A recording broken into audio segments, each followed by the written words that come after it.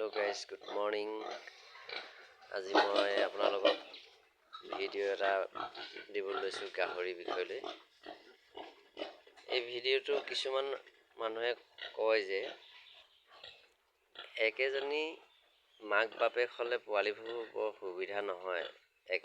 একেটা মাকৰ যদি পোৱালিবোৰ আপুনি ঘাই কৰি পিনি পোৱালি দিয়ায়, পোৱালিবোৰ বৰ ভাল নহয় বুলি কয়। আজি আমাৰ একেজনী মাকৰ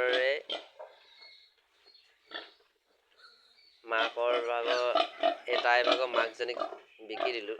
এইজনী ভাগৰ ভায়েক বা ককায়েকটোৱে এটাই গাভিনী কৰিলে, প্ৰেগনেণ্ট হ'ল। প্ৰেগনেণ্ট হোৱাৰ পাছত এতিয়া পোৱালি দিলে। আপোনালোকে চাওকচোন পোৱালিখিনি কিমান সুন্দৰ গ্ৰোথ। এইখিনি 9টা পোৱালি দিছে, ইমান ধুনীয়া ধুনীয়া পোৱালি দিছে, ধুনীয়া গ্ৰোথ। কালি নিশা 10টা বজাৰ পৰা আৰম্ভ হৈছে, 12টা বজাত শেষ হৈছে। দি এটাই 9টা পোৱালি দিছে, ইমান ধুনীয়া গ্ৰোথ। লাইট দি থৈছোঁ 200 পাৱাৰ, চব ইমান ধুনীয়া গ্ৰোথ। কিছুমানে কয় যে এইটো বুলি কয় একেজনী হ'লে মানে কিবা বিকলাংগ হয়, পোৱালিবোৰ কিবা প্ৰব্লেম দেখা দিয়ে। এতিয়া দেখোন আমাৰ ফাৰ্মত একো দেখা দিয়া নাই গাইছ। কিমান ধুনীয়া পোৱালি এইজনী মাকজনী। আচলতে মানে কি হ'ল, মোৰ এইজনী গাভিনী প্ৰেগনেণ্ট হ'ল মানে সম্পূৰ্ণ এবছৰ হৈ গ'ল। এবছৰ হৈ যোৱাৰ পাছত প্ৰেগনেণ্ট হৈছে। পোৱালিও ধুনীয়া পোৱালি দি দিছে। তাৰপৰা আৰু এজনী দেখাম গাইছ। এইজনী মই বেলেগৰ পৰা আনিছিলোঁ। এইজনী কিন্তু লগতে থৈ দিছিলোঁ। এইটো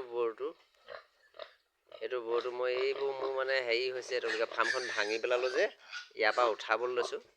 গতিকে সেইটো কাৰণে ইয়াৰ পৰা উঠোৱাব নোৱাৰিলোঁ এইবাৰ, হ'লেও উঠাব লাগিব। এইটো বৰ মানে এইজনীৰ লগত থৈ দিয়াৰ কাৰণে, এইজনী কেতিয়া প্ৰেগনেণ্ট হ'ল গম নাপালোঁ, তাৰ পাছতহে গম পাইছোঁ। তাৰপৰা প্ৰেগনেণ্ট হোৱাৰ পাছত 4টা পোৱালি দিছিলে। গাইজ দেখিছেনে পোৱালিকেইটা কি ধুনীয়া গ্ৰোথ। আজি 22 দিনৰ পোৱালি এইকেইটা, ইমান ধুনীয়া গ্ৰোথ। 7 কেজি হ'লেই এতিয়া। এই পোৱালি চব ইমান ধুনীয়া গ্ৰোথ হয় পোৱালিটো।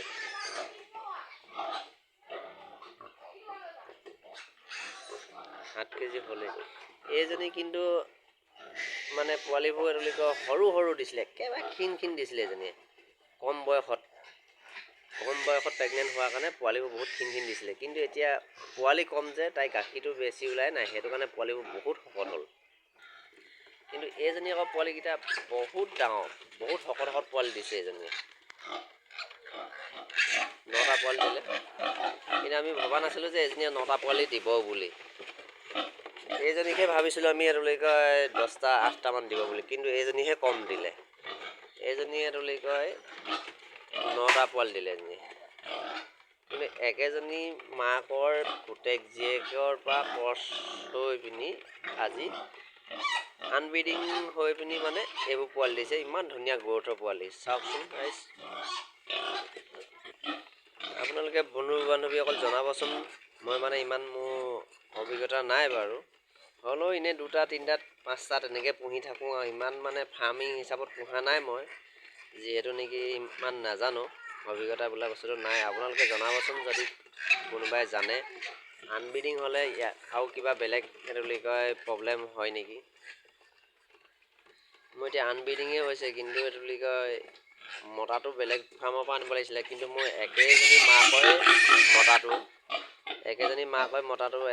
একেজনী মাকৈ জীয়েক